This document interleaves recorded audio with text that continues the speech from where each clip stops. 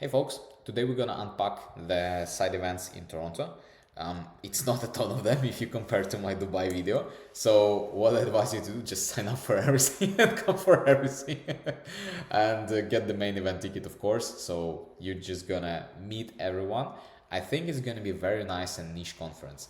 There's not gonna be a lot of people, like most of the Asian people or European people, they're not gonna come. It's gonna be a very nice boutique Northern American event, but at the same time it's one of the biggest brands on our continent.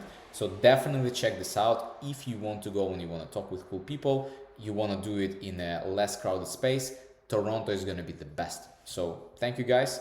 All the links for this sheet and the same time to the webinar and how to prepare to Web3 events to generate more pipeline, they're going to be below in the description. Subscribe to the channel, Web3 Gym, and of course, if you want, you can always DM me. It was a pleasure doing this video for you guys. See ya.